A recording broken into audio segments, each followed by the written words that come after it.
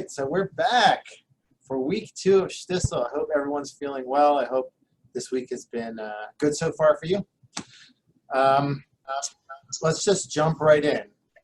This week. I received a few emails saying that I should be the one who's speaking more and take comments like only at the end. So that's kind of what I'm going to do. But feel free to put them in the chat bar, and I will try to address them near the end of the lecture, or maybe like at one point in between. I'll like address them. But I'm going to try to just kind of jump right in. We have a lot of material to cover today. I wonder if anybody who didn't see Shtisel was encouraged to see it. Now that I see it, raise your hand if you you're able to like see a few episodes or something since the last. Okay, a few people. Awesome. So if not, I'm going to give away all the answer, all like the hot storylines here, but that's okay. So let's get going. I'm going to share my screen. And we are going to start our second installment of a Bissel of Shtisel. Wonderful. Okay, so today's topic is married life. So last week you talked about daily life, talked about beard, smoking, learning Torah. This is married life. It's a very central theme in the show. It's all centers around marriage, whether Kiva is going to get married to this person, that person, Shalom, Libi, Ruchami. So there's a lot connected to this. So we're going to go through different pieces, and this is kind of like our general structure of the course. Today's married life. Next week is major themes. I think we're going to talk about, and please put in the chat bar if you want to hear about a certain theme connected to the show, or in next week, or July 8th if you want to hear a topic addressed. Major themes I'm thinking about talking about are lying and deception, because that's like a big thing in the show, where there's different like white lies and there's straight out lies and how that plays into Judaism. Forgiveness, and also self-expression within the confinements of strict orthodoxy. Those are the themes I think we can talk about. But if you want me to address other ones, feel free to put them in the chat bar. A Bissel of everything. I'm going to just touch on different topics. So we can throw in your topics that you're curious about in the chat bar, and I'll try to address them if I can in that week. Now, in terms of today, here's what we're going to do. We'll talk about Shidduchim, which is the dating process. We'll talk about the Vort, which is when the families come together and you'll see. Makeshift marriages in restaurants. So if you've seen the show, you know what I'm talking about. If you don't, it sounds weird, but you'll know after this what I'm talking about. Kissing cousins. So this is, in the show, 2 cousins get engaged. And we're going to talk about that, if that's allowed according to Judaism. Apparently it is, because the show is depicting it. The show is pretty accurate. But nevertheless, we'll see what the basis for that is and what halachic authorities say on that. And lastly, a separate bed. So if we'll pay attention, but in the show, there's a few scenes where the beds are completely separate. And we're going to see why that is. So those are going to be like the 5 topics we're going to talk about. By the way, there is a nice interview with some of the characters from the show. It's like, it popped up on my YouTube recommendations. It's called L'chaim. It's like a L'chaim interview with, it's like a long one, over an hour long. And it's very intriguing, and you get like some background information on the show. So if you're interested, you can check that out. Just put L'chaim and Shtisel into YouTube, and you'll get that information. Okay, so let's talk about Shidduchim. Shidduch means to be connected. That's one explanation for it. And Shidduchim it's dating, the dating process in the Orthodox world. So what is the dating process in the Orthodox world? I happen to know a little bit about that. So I can share with you. And I've been in different circles in the Orthodox world. I've been in modern Orthodox. I've been more towards haredim, to hasidic, which is depicted in this show. So I want to talk a little bit about that. Talk about the role of the matchmaker. And in terms of the dates, why does the dating look different than normal dating in Western culture? There's blind dates, why they do it in hotels, why they predated the coronavirus with the social distancing. We're going to talk about that. And lastly, how long the dating experience lasts. This individual is the matchmaker. It looks kind of crazy here, but he's the matchmaker in the show, and they keep going back to him, and he kind of helps them with the dating. So let's talk just a little bit about matchmakers. In ultra-Orthodox communities, things are often run through a matchmaker, and they're arranged oftentimes by the families. And the dating process can be pretty short. In the show, it's a few dates. They kind of know what they want. They see if the person, they're attracted to them. You have to see them on the date for the most part. And they see if if there's a click and they get along. And it could be a few dates and they already agree to get married. That can be in the show. That's what happens in hasidic communities. But in more modern Orthodox communities, the dating process can span longer periods of time. Sometimes it works through matchmakers. Sometimes it works directly through friends or on dating sites. So there's a lot of flexibility. It depends on which religious circle that you're in. And I want to have you take a look at just what these dates look like. There's 2 dating scenes from the show, and just think about like what looks different than a common dating scene at a bar, let's say in like a Western culture or whatever. All right, let me play this. Can you hear this? Sure. Can you give me a thumbs up if you can? Yes. All right. Yes, so I this can is hear. Levi, that's Levi, Akiva's cousin. This is a date.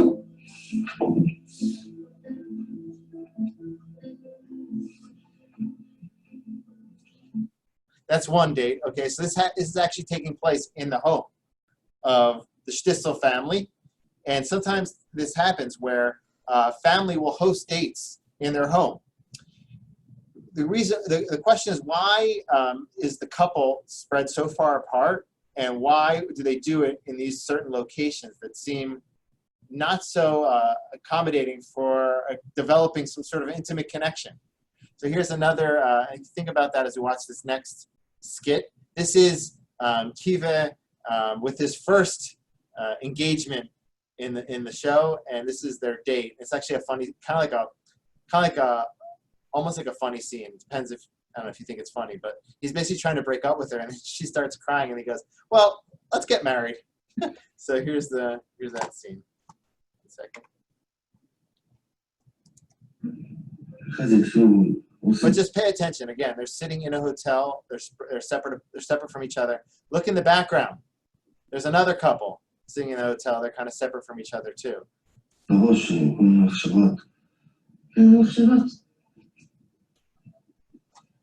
איזה אישיות אתה לא חייב לספר? תראי אצלי, את בחורה מאוחדת, מעריפה מאוד. אני באמת חושב ככה. בגלל תראי אצלי, זה לא קשור אלינו, אלייך. זה משהו שעובר עליי.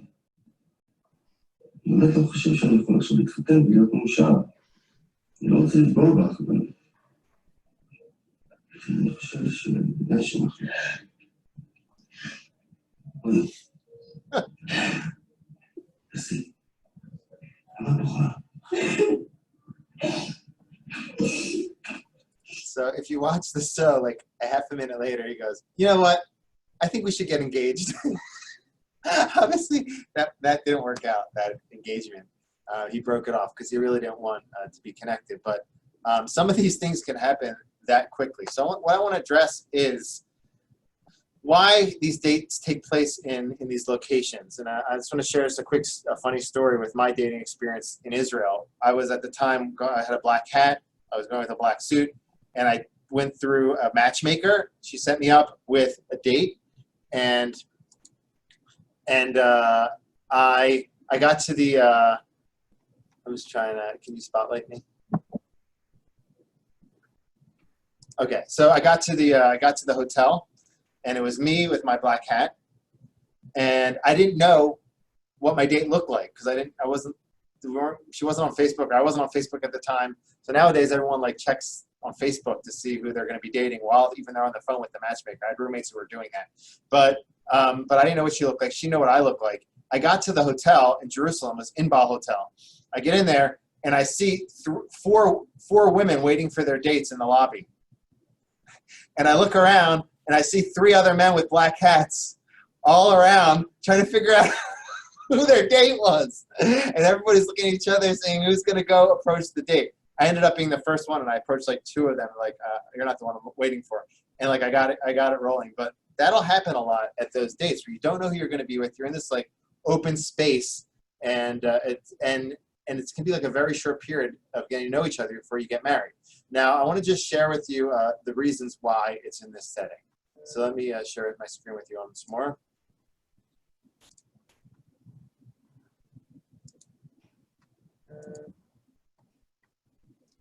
One moment.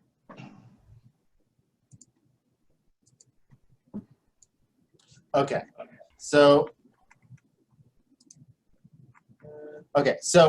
one reason why the dates sit so far apart is because it's forbidden to touch. Okay, there is a prohibition in Jewish law. Rambam learns it out from this source in Leviticus, which says, you shall keep my laws and my rules, by the pursuit of which man shall live. I am Lord. None of you shall come near anyone of his own flesh to uncover nakedness. I am Lord. So you can't come close to uncovering nakedness. This is learned out that you can't touch somebody of the opposite sex until you're married. Okay, so in ultra-Orthodox communities and modern Orthodox communities, people are careful with this, and they won't touch each other. So you want to be as far apart because obviously you have a certain attraction and a connection to that person. So therefore, they're seated apart. That's the Rambam. The Shach, who is a commentary on this law, says this is only in relation to touch that's done in a sexual way, like kissing and hugging. So that's where the leniency sometimes is learned out when it comes to shaking hands with the opposite sex. If it's or going to a doctor as the opposite gender, some will be lenient in that sense because they're not doing it in a sexual or a kind of like a licentious manner. Those are two pieces connected to that. Another reason why people sit far apart and in a public space is because of the laws of yichud. Yichud is seclusion, and here are a few halachas connected to that from the Shulchan Aruch. It's forbidden to be secluded with the person with whom sexual relations are forbidden, whether elderly or young. So there's a whole list of forbidden sexual relations, and it's forbidden for an individual to be secluded with them in a private place.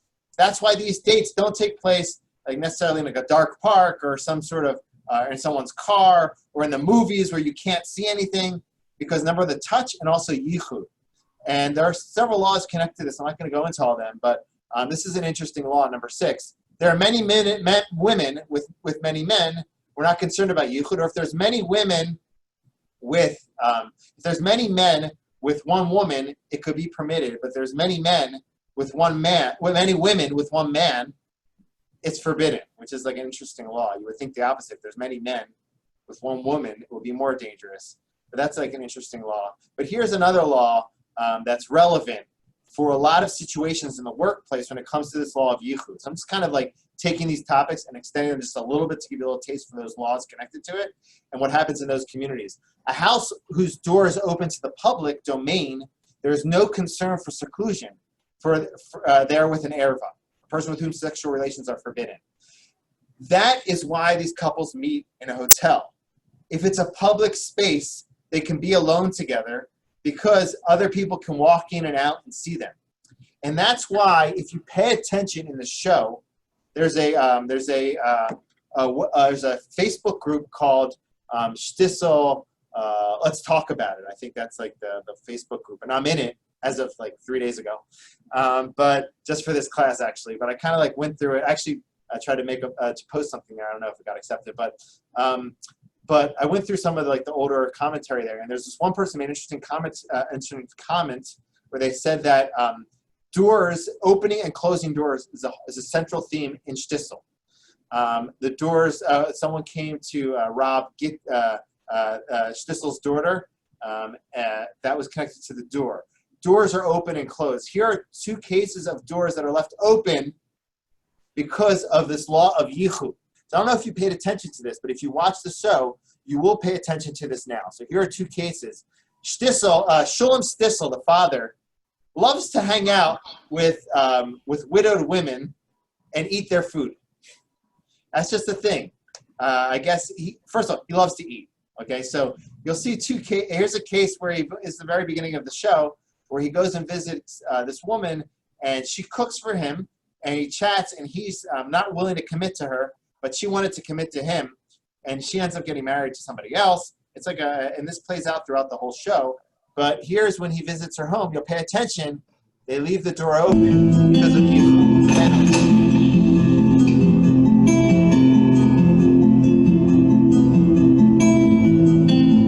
That look is interesting. Even the lack of words.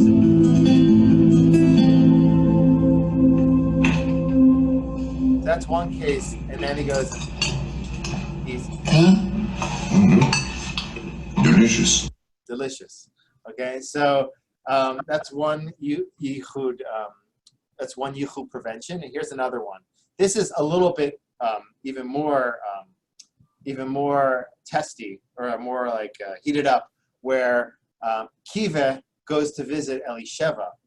There was two times at least when he did this, and it's interesting because these laws of yichud, the purpose of them, and we'll move on to the next topic. The purpose of them, I believe, is so that this community will be as careful on the inside as they are on the outside. I think there's a strong value connected to this, where you don't want to be living life superficially, where you are just being extra frum and with a long beard and a woman wearing a hair covering in your outside life. You want to be careful and believing that God is in your home too. And you want to open the door or be near a window, or in our shul, we have windows. I have window on my window in my office door for this purpose, actually. And we'll leave the door open or whatever. Rabbi Vayikra will meet with bar mitzvah students actually in the library because of this reason. You don't want to be secluded. And this is so that your religious life will be the same, not just on the outside, but on the inside. So here's another case. Sorry.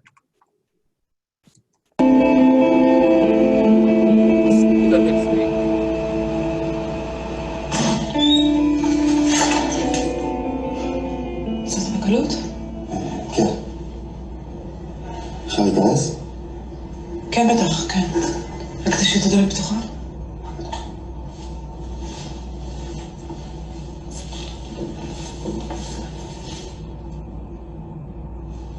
Okay. So the danger in this is that you can think that if you just leave the door open and everything's fine and you're doing everything halachically, and in the show actually Kiva gets caught even though he left the door open, very close to kissing Elisheva. It's like a heated scene. So it doesn't always work, but it's supposed to be like a precaution. I'm going to skip this next part, the vort and the time, and we'll return to it if we have time. But I want to focus on two other pieces, two other things I think are people ask about a lot. So I'm going to skip straight to them. Makeshift marriages in restaurants. Okay, so the story is that Ruchami falls in love with Hanina. We learned about that connection last week, where she was spying on him while he was studying. And if you remember that young gentleman, he was 16. She's probably around. She was 16. He's probably around that same age. And she fell in love with him. She was enamored by his commitment to Torah, and she wanted to get married to him, and he wanted to get married to her. So they took matters into their own hands. Obviously, their parents were against it, as you saw in the show, if you've seen it, but they decided to take matters into their own hands. Hanina is a Talmudic expert, so he knows the laws, the intricacies of Jewish law. He knew that you don't always have to come to Bet Tefillah, pay a lot of money. Well, we're not going to tell you this, but you don't always have to do that to get married. You don't have to have a full ceremony to technically get married according to Jewish law. You need a few things to get married, or at least to be betrothed, to have kiddushin based on Jewish law. So here is what they did, and while you're watching it, think about how this is different than a classic wedding ceremony. All right. 1 second. The scene is you have three gentlemen sitting in Anshin, which is a restaurant it's freaking out a lot in the show. And Hanina and Ruchami come in here, and they ask these gentlemen to serve as witnesses for them, so that they can perform the wedding ceremony in front of two kosher witnesses who are above the age of bar mitzvah. They're male, and they perform all Torah mitzvot. So they ask them to be witnesses for their ceremony. Pay attention, there's no rabbi here. אבל אתה לא זז, למה אתה בכוונה לא הוריד אותו? הלוואי ויעבור. אתה לא... אני רשעים גדולים אלה, אני צריך להרוג את כולם. שלום. אפשר לבקש מכם רגע משהו? את שטיסל, לא? אני וייס. כן, אבל וייס של שטיסל. כן. ואתה, מה אתה? חנילי טוני. טוניק בסרדינים? לא. טוניק מהחבר'ה קדשא? גם לא. לא יאומן כמה טוניק יש בעולם, מה? פשוט לא יאומן. שמאלה, כמה שמאלה שלי. תהיו רגע בשקט, בבקשה, דקה אחת. רבו ישראל, הצדקס כאן מבקשת שקט. Here's the cheapest ceremony you can find.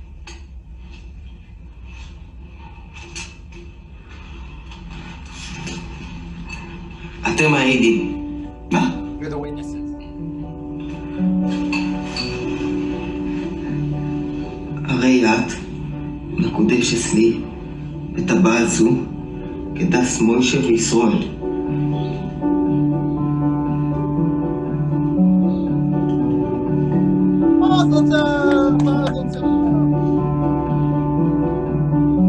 מזל טוב. All right, so that was pretty quick, pretty cheap. Question is, was it pretty effective or not? So in Jewish law, in order for you to perform the first part of the wedding ceremony, which is called kiddushin, kiddushin literally means separate. To be kadosh, it's translated as be holy, but it literally means to be separate.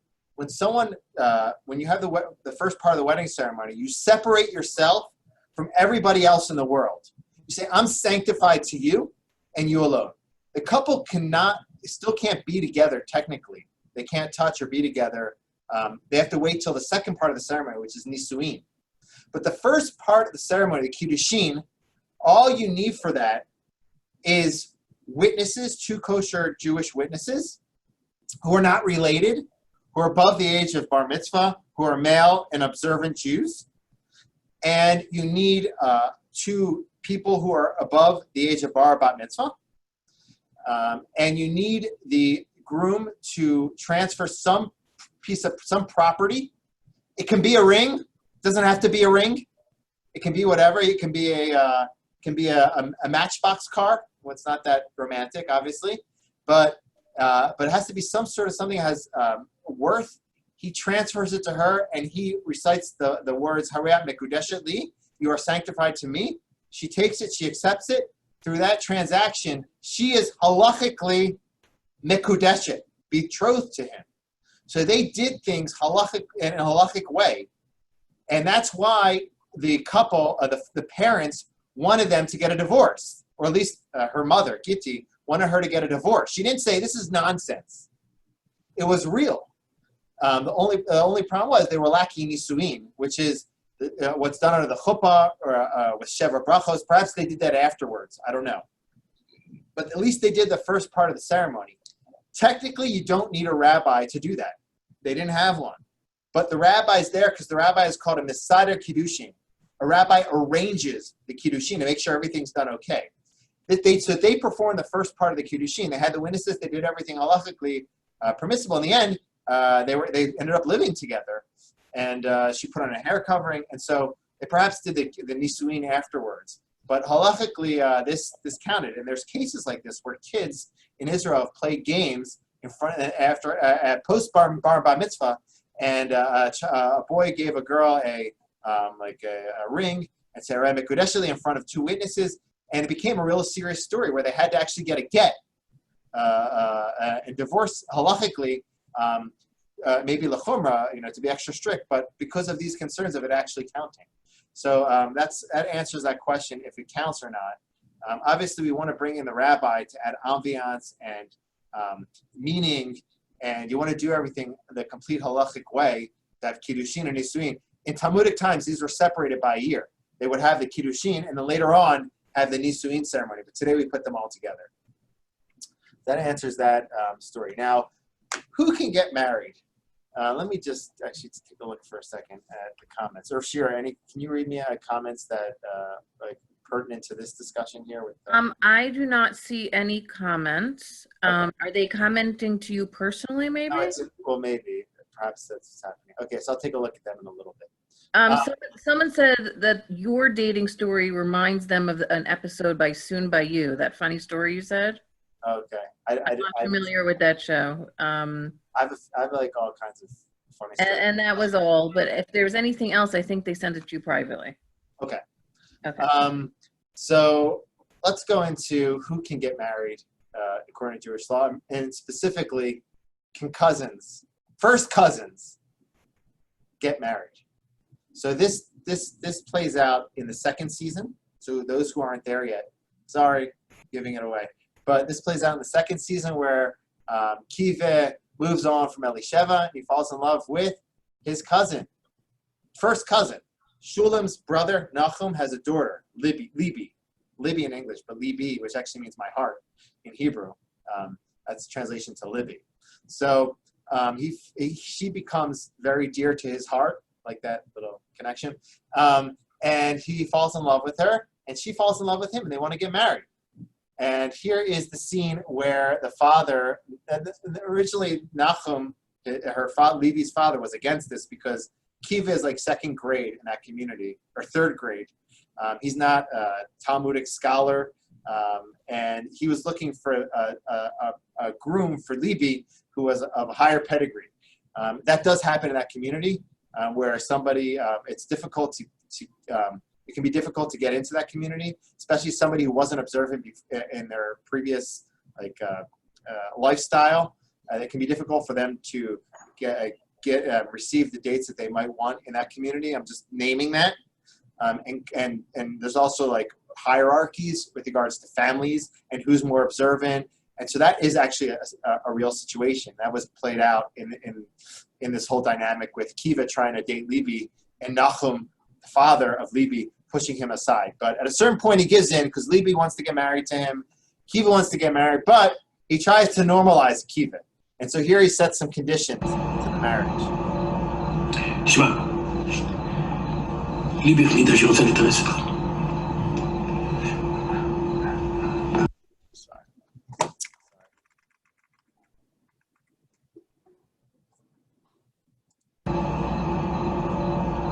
שמע, ליבי החליטה שרוצה להתארס איתך. We're smoking. באמת? חכה, עוד לא שמעת כלום. כבר מזמן היא העלתה את הרעיון הזה, אבל אני אמרתי לי שזה חבל, שיכולה לקבל יותר טוב ממך. אז מה אתה בא להגיד לי? להתרחק ממנה? סבלנות, קיבל. אתה עוד תפתע רגל. לא? תראה, קיבל. אני הייתי מתאים בשבילה בחור רציני, בן תרא, אבל היא נעולה עליך. אי אפשר לדבר איתה על אף אחד אחר. וגם בסופו של דבר, בוא נודע על האמת, זה לא שאתה איזה שייגץ כזה שאני אגיד לה שזה יהיה הורג ואל יעבור. כן? סך הכל אתה ילד טוב, רק מה? קצת מבולבל. ארטיסט, בואי מעל. אתה לא משיגנר, אבל אתה חי חיים שמשיגנר. זה כל הצרה שלך. אני לא כל כך מבין מה... רגע, בוא נקרא לה קלה בעצמה. שב רגע בשקט. סבלנות. בסדר? שתרזה לי. בואי רגע. I'm not going to show the part where you just I just wanted to show you. This is where... מה אמרתם כבר? מה עוד לא אמרתם? עוד לא אמרנו כלום. תשמע, קיבל. אם אתה באמת מעוניין בליבי, אם אתה באמת רוצה לקחת אותה לאישה עד 120 בניין הדיין, תוירוס ישורים מבוירכים וכולי וכולי, יש לנו כמה תנאים ברורים. All right, so if you haven't seen the show, you have to tune in to see what those conditions were, but I'll just give you one of them. He had to not paint at all and switch his whole lifestyle. And that's, we're going to talk about that next week. What place is there for inherent talents in that community? Are you encouraged to bring them out, discouraged? How is someone viewed who's doing something that strays from the norm? And how should they view themselves in the hasidic community and outside the hasidic, in more modern Orthodox community? Kiva had this amazing talent for painting. Is it holy for him to embrace that talent and to bring it out to the fore in painting? Even he paints a lot of religious paintings. Is that a holy endeavor or not? We're going to talk about that next week. But nevertheless, here you see that he sets conditions. In the end, they get engaged. And so is this permitted or not? Apparently it is. So why is that the case? According to Jewish law, it's not. I actually have somebody in my community in Philadelphia whose son was, I think, 18, and he was interested in his cousin. And my rabbi, one of my rabbis there, he said for them to go ahead with it. And this does happen. It happens a little bit in the hasidic communities. It's not forbidden for cousins to date and get married. In Judaism, it could be dangerous. I did some research on this, not heavy research, but the fact that it's more those who get married who are cousins, and maybe each of them might have if the family has certain issues, health issues, the percentages increase if family members come together and they get married and they have sexual relations for their offspring to have those issues. So what is suggested for those cousins who do get married is that they get all the screening that they can beforehand to make sure things are safe. And that's what I saw on certain websites when rabbis are discussing it, that for sure they should go through as much screening as they can before they engage in relations and get married. But this is something that did take place in Jewish communities, and here's a case of it, all the way back in the Bible. Here is the Benot Slovcha. This is from Bamidbar 36. It says these women, they were upset that that if they married out of their tribe, that their father's inheritance, because they're women, would go to another tribe. So they ended up protesting. Our parsha talks about protesting. This is a positive protest, and ended up working. And God agreed to them, and they ended up marrying within their tribe. Who do they marry? And then their inheritance could remain within their tribe. They married, as highlighted in red, the sons of their uncles, cousins. Okay, and here is the law in the Shulchan Aruch. I didn't bring it here, but the Shulchan Aruch does bring a law where it says that cousins get married. Now, it's not as common, especially now, where a lot of studies have showed that it could be dangerous and it's hard to get the proper screening, etc. But it's not, and there's a lot of taboo connected to it. But it does happen. And in Israel, here are some statistics from Wikipedia. Let me just move this. It says in America, it's allowed in certain states. 7 states prohibit first cousin once removed marriages. 24 U.S. states prohibit marriages between first cousins. 19 U.S. states allow marriages between first cousins. 7 U.S. states allow some marriages between first cousins. Okay, so there's different laws in different states connected to this. But in Israel, you can't get married. I think it's prohibited in Israel. I don't know. I actually don't really know. If anybody knows, put in the chat bar. But marriages before the age of 18 are prohibited in Israel. But after 18, it's permitted.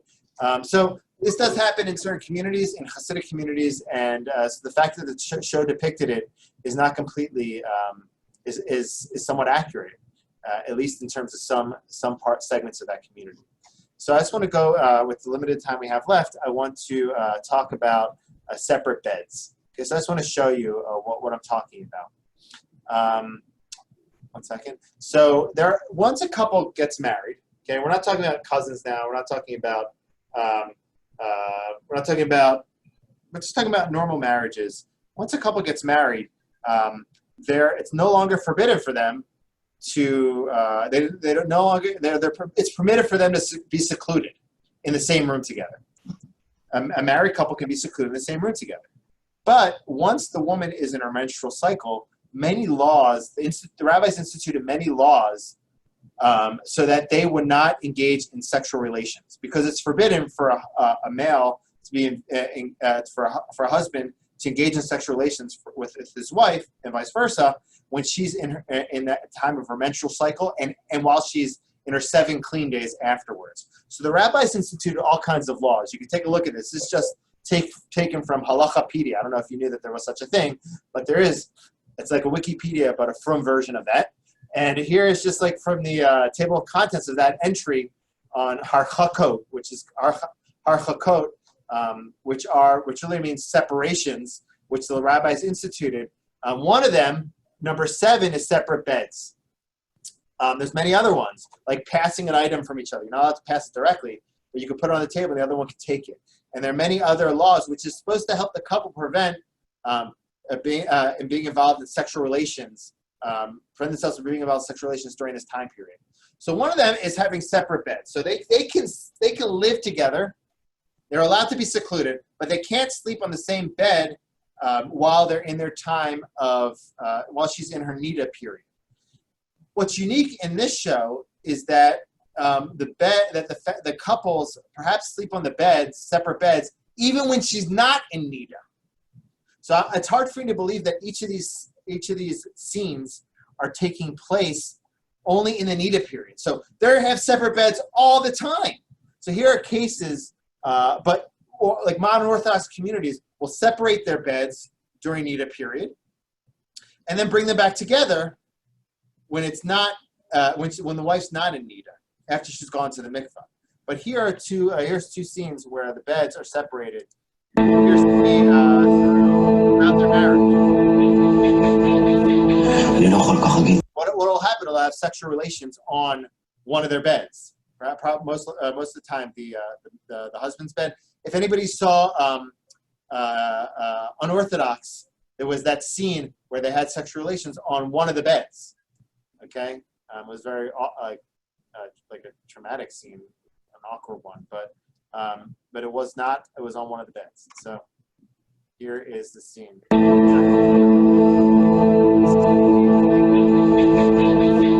אני לא יכול ככה, גיטי. שאנחנו לא מדברים על מה שהיה.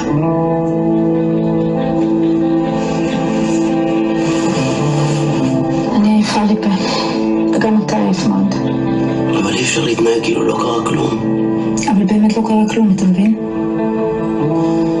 לא קרה כלום. All right, that's one case. Here's another case of separate beds. This is Shtisel, Shalom Shtisel, and his wife of blessed memory, Devorah. It's funny when you talk about them; it's like they're really alive, of blessed memory. I was watching that L'chaim episode, and Akiva was telling a story about how he's walking through a neighborhood, dressed up in his, like while he was filming the show, and some hasidic person came up to him, and he thought he was like really like a real hasid in real life, and his name was Akiva Shtisel. So sometimes you think these characters are so real that you talk about them in real life. So I'm gonna just go 4 more minutes, and then we'll be done at 12 o'clock for anybody who's hungry or has to go. Anyway, anybody who needs to do anything, we're gonna be off in like 4 minutes. Just want to show this. Again, pay attention. There's something הייתי עם קיבר אצל האופטומטריסט. נו, איזה מספר יש לו? הוא לא צריך שום משקפיים. זאת אומרת? הוא שיקר לנו שהוא לא רואה מספיק טוב. שיקר גם לאופטומטריסט. משונה. משונה. All right, so if anybody remembers that scene, that was when Kiva was pretending as a kid to not be able to see well, based on his father's guidance that he should always guard his eyes, and he wanted to get glasses that would affect his eyesight so he wouldn't see bad things. That's a whole topic within itself. But this is just a source for some of these Harchokot. But what I want to discuss is these separate beds and why they might be doing it for their whole marriage. It seems like it's another Harchokot and Harchokot where the beds are always separate. They want to just be extra careful and stay separated as much as possible. Now the question is, what advantage is there to this? I think this plays into the general theme that I've been talking about throughout this episode. Okay, so last episode we were talking about being religious on the outside, beards, learning Torah. I want to talk here. I want to talk about being religious on the inside in your home life, and that's what I valued a lot about this community. They're trying their best. Sometimes for us moderns, we can see it as something strange or foreign. But think about what we've been going through over the last few months. We believe that in the power of everything of what the doctors are saying, of this invisible disease that we can't see. Many of us are acting in ways that we would never thought we would act. We haven't left the house for weeks, for months. We don't see people we love. We're putting harchaka upon harchaka, separation upon separation, in order to preserve something dear to us, our life. this community for them, and I'm not connecting these two at all because they're completely different realms, our health and corona, all that stuff. But I just want to show you that some of us have done things that we never thought we would do. This community, something that's dear to them is the Torah. It's the holiness of the family. It's the fear of God. And so they will take upon themselves one distancing after just another distancing in their private homes in order to separate themselves from dangerous things that would separate them from what's so dear to them, which is holiness, godliness, Torah, mitzvot. And so you see here that the yichud, like leaving the door open all the time, separating beds, and every other type of separation with touch and everything else is to really prevent mishaps and really to maintain the holiness of the home and the holiness of their lifestyle. And so perhaps now we can see it a little bit from a different light, although I don't like to connect anything to Corona because it's like its own reality. But perhaps we can see that in a different light. And those are just like a few topics I wanted to talk about in this show. And I thought what I really appreciated from living in that community where I felt like one harchaka after another harchaka builds up, one separation of another, and builds up a certain energy and momentum and a certain focus. And when you're in a community that's so focused and so holy and so separate, you can feel it. You feel uplifted. And if maybe not all of us are able to do this, not all of us live on that level, but we are able to find ways to connect to this community, these communities in one way or another. And I think it's worth, if this show has taught us anything, it's worth being open to connecting to the community if they'll allow you in. Some are kind of more standoff, but if you're allowed in, to just benefit, bask in the light, be uplifted through their deep dedication to holiness on the outside and on the inside.